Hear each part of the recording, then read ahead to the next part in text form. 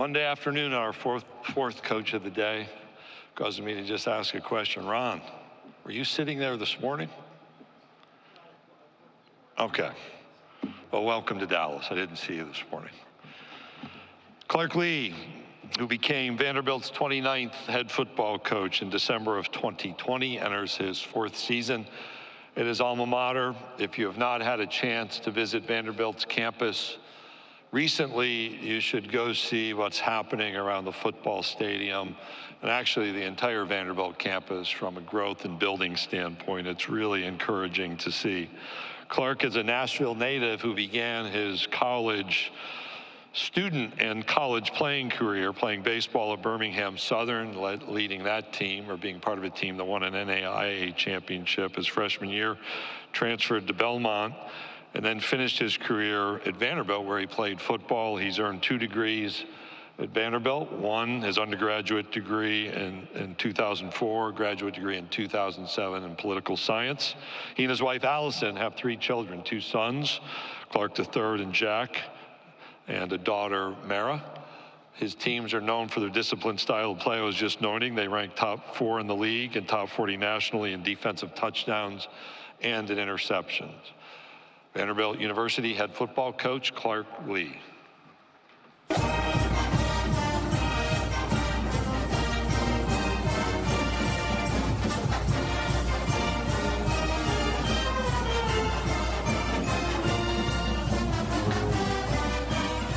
All right, thanks, Commissioner.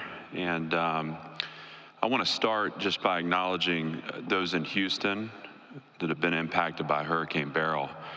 On behalf of Vanderbilt football, we hope for a full recovery for the city, but also our thoughts remain with anyone who's suffered loss. I'd also like to send my heartfelt condolences to the Kiffin family with the recent passing of Monty Kiffin. Coach Kiffin certainly left his mark on our game. His contributions to the coaching profession were monumental. His legacy will continue to inspire and guide us forward. As always, I'd be remiss not to thank Chancellor Diermeyer and Candace Lee for allowing me the opportunity to represent our great university and the privilege of working with our coaches, players, and staff back home in Nashville. It's great to be in Dallas. There's such a rich tradition of football excellence at every level in Texas. We have 21 players on our roster from this state, and we're excited for continued recruiting success here, particularly with the SEC expansion in the region. I have 3 players with me today that have been connected to our program since my beginning. CJ Taylor and Gunnar Hansen were a part of the COVID recruiting class that I inherited in my first year. Both have developed into highly productive players.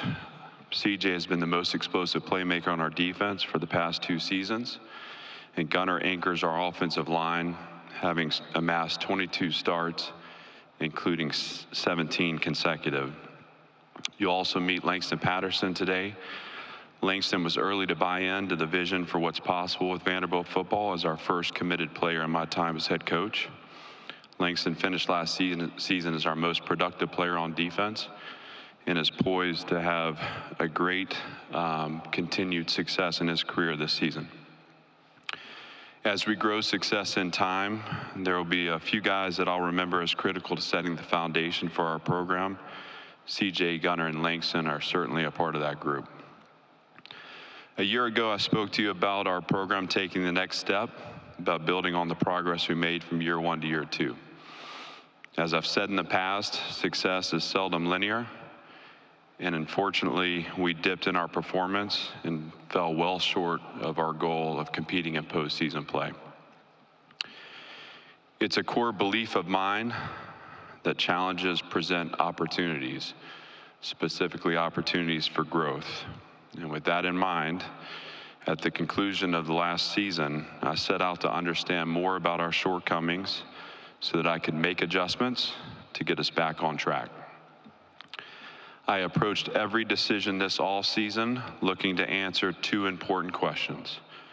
What am I meant to learn from this adversity? And how can we use it as an inflection point and a catalyst to our future success? From this exercise, we've changed in 3 fundamental ways. First, we've changed the way we train. It was clear we weren't developing physically at a rate that was closing the gap between us and our league peers, and that a new approach was needed in the weight room.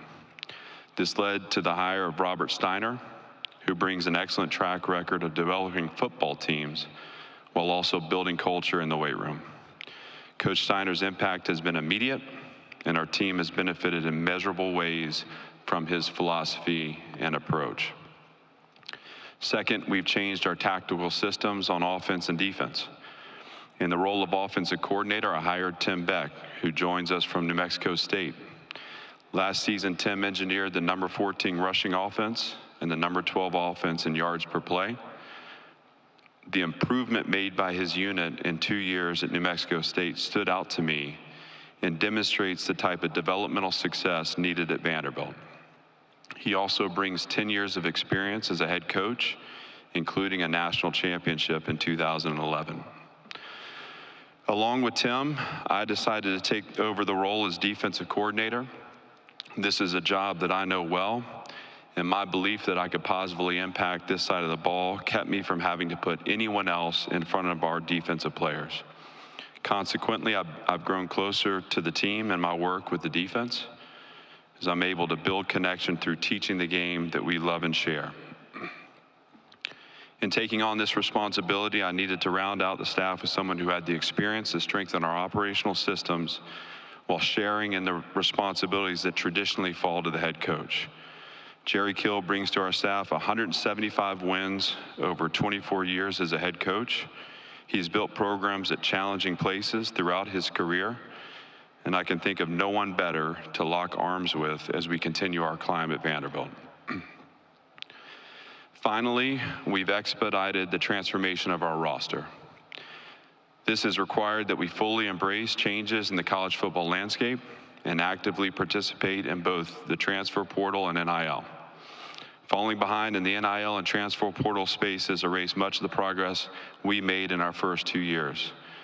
As I've stated in the past, it's impossible to function in the portal without resources, and it's taken time for us to build the infrastructure that allows us both to retain our team and be competitive in that market. Without Candace Lee's support and competitive toughness, we would still be stuck in our old strategy. As it is, we've been able to adjust and adapt, and though we still have a ways to go, we're in a much better position to support our team now than we were a year ago. Roster transformation is about more than enhancing talent and skill. It's also been important for us to address the spirit of our program and shed the mindset of our past. We'll have 53 players on our roster this season that weren't with us a year ago. And of our 120 players, 106 have been recruited into my vision for success at Vanderbilt. This will be the first season in which the majority of the teams signed up for the mission we're on, which is a long way from the initial team of 98 we fielded in 2021. When I accepted the job at Vanderbilt, I set out to build a program that serves the long-term interests of the players, one that is the caretaker of future success, the steward of holistic development, and healthy experience. Even as the context for our game changes, I will not abandon this mission. It's what I believe in, and the only way I know how to coach. With that said, we do have to adjust our course as the ground beneath our feet shifts, but in doing so, we don't have to lose our souls. We still have choices. People first, mission always. Our challenge now is to uphold our righteous standards while embracing a more short-term strategy of winning football.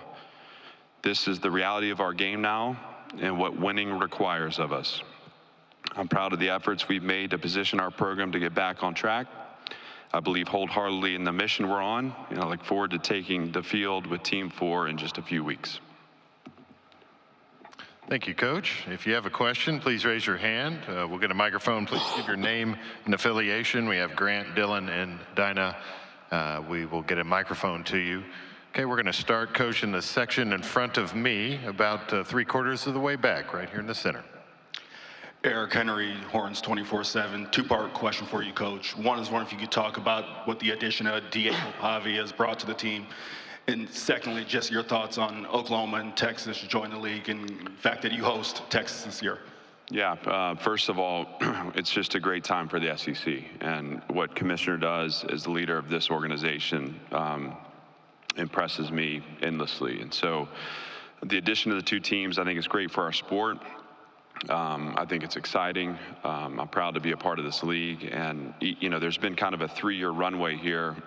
So it feels like, I don't know, they've been with us for a while, but certainly to have them as a part of the league and to compete against them is going to mean a lot. Diego brings experience. He brings a competitive edge. We've already, you know, felt his presence in our locker room.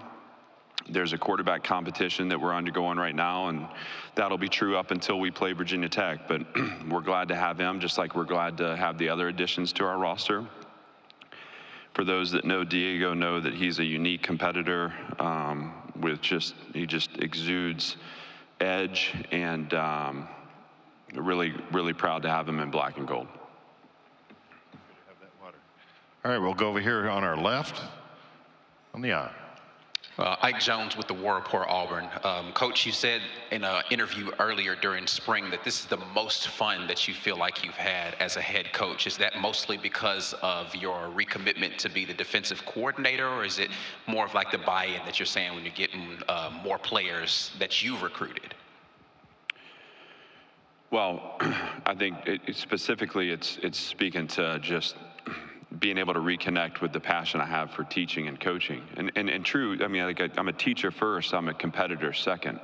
So, you know, feeling like I have direct responsibility over the play and the performance on the field, building trust with players through teaching them and helping them to play the game at a higher level, all those things are energizing to me.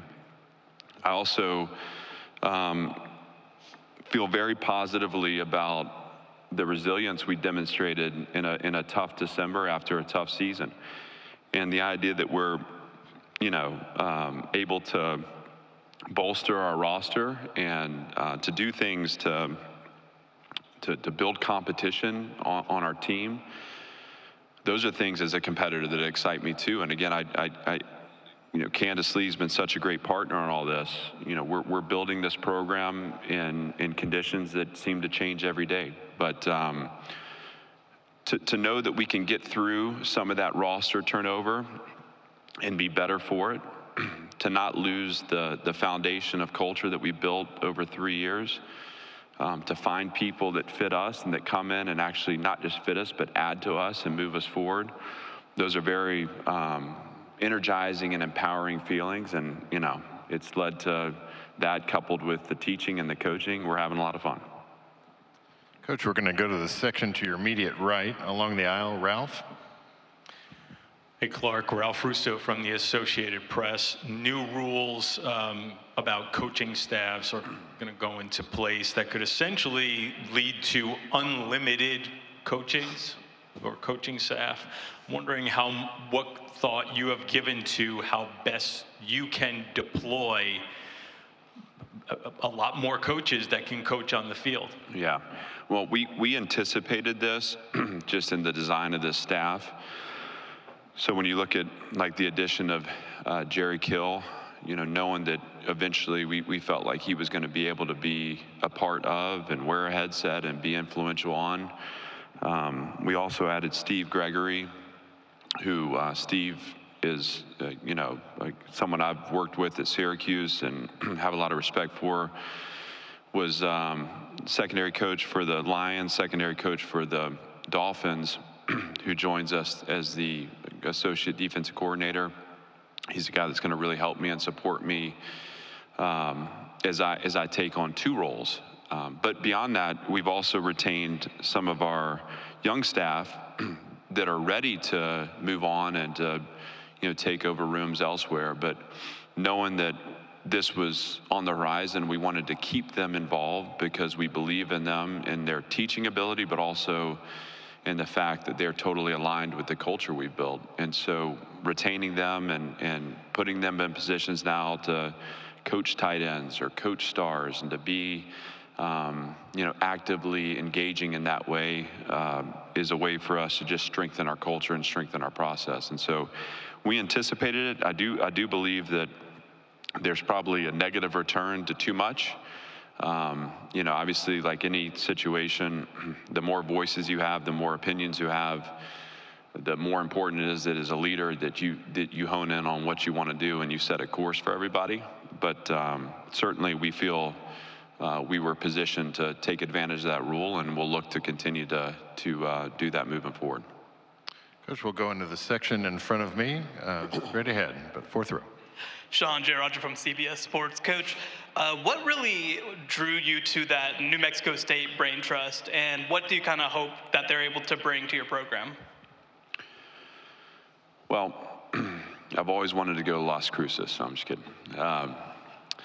I've always had a great respect for Jerry Kill, and as a young coach, competed against him, I think it was 2013, in the Texas Bowl. He was at Minnesota, I was at Syracuse, and just in watching his team play then, I remember just having such admiration for the style of play. Jerry's a guy who has such a reputation for program building, and again, the respect that people have for him in our profession goes beyond just the wins and losses. It's how he's done it, and that struck a chord with me as a young coach, and I've continued to follow him through my career. So I happened to cross paths with him in 2022, and actually finally had a chance to introduce myself and exchange contacts, and followed his progress at New Mexico State. And the bowl game in year one was celebrating that for him from afar. Year two is one of the most impressive coaching jobs that I think our game has seen. I mean, they opened, it's a 10-win season. They opened with a loss against UMass. I mean, you think about the competitive toughness it takes as a leader to continue to grow your team and belief in what you're doing after suffering a setback like that in game one. But my attention was really grabbed after they went to Auburn the week after we played them, and were able to steal a win on the road there. And, I probably watched that game 9 or 10 times, start to finish, the next week. When I say start to finish, the intercut where you go from play one to the final play and watch every phase and every snap. I wanted to see the anatomy of what he had built.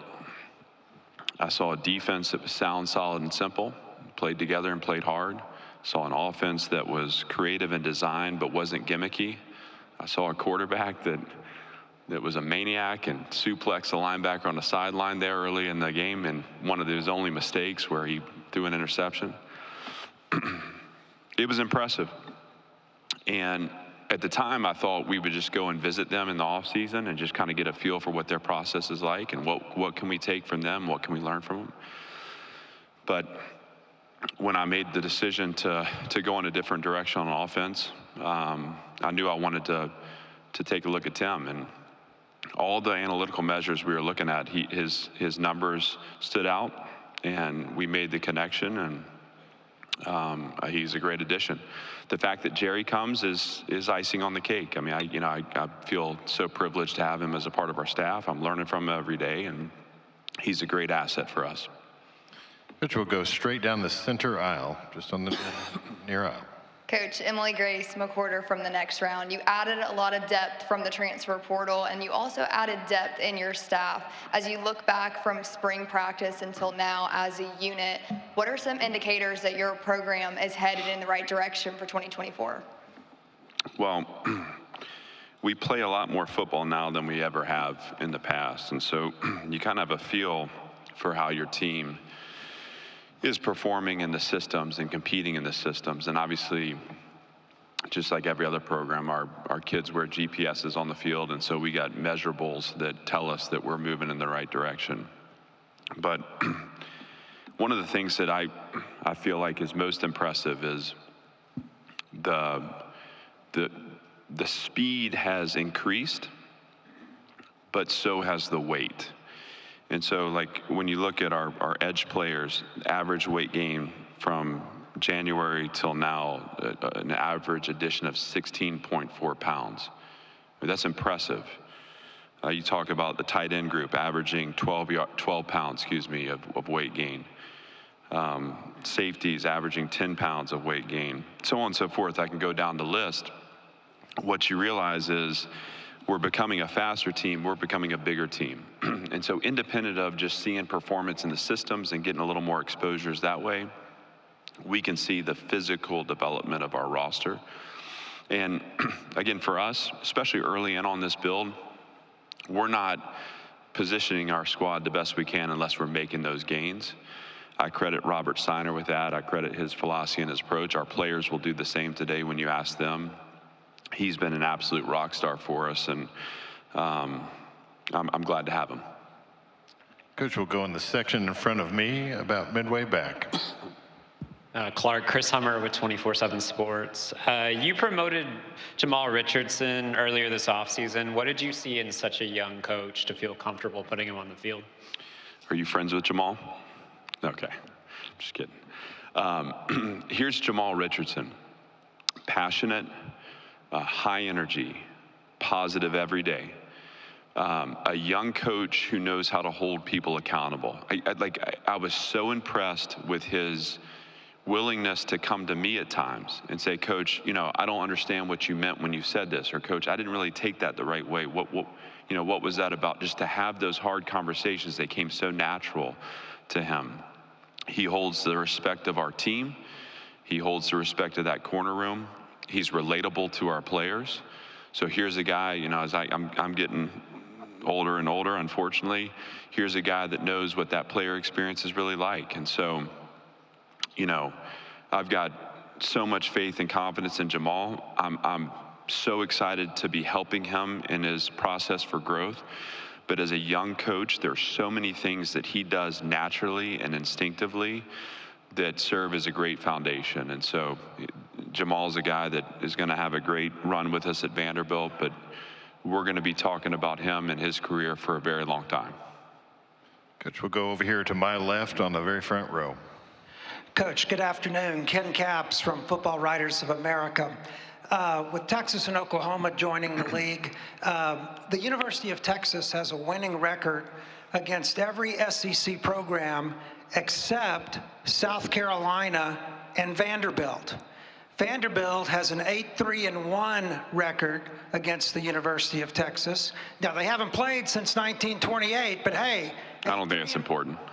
8-3-1 is 8-3-1, and they're coming to Nashville in October. What are your thoughts? Well, independent of, the football that was played in the 20s,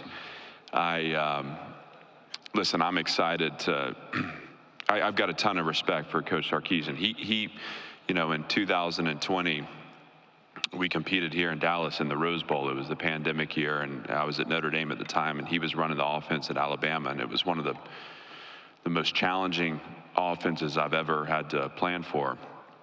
Got a ton of respect for him and the program he's building, and it's taken time for him, and he's taken time at the foundation. And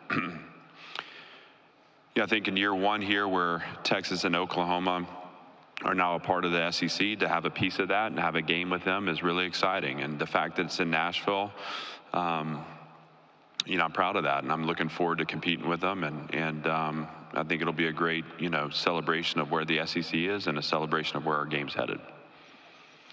Coach will go in the section in front of me over on the left aisle. Hey, Coach, Ian Boyd with Inside Texas. How do you expect the addition of helmet communications to change play calling, especially on the defensive side? Well, because in college offenses are no huddle and most of them use tempo, I think we're still going to need to utilize signals from the sideline. I think it's going to be advantageous for us to have a line of communication to a player on the field. Certainly believe that can be used in a positive way.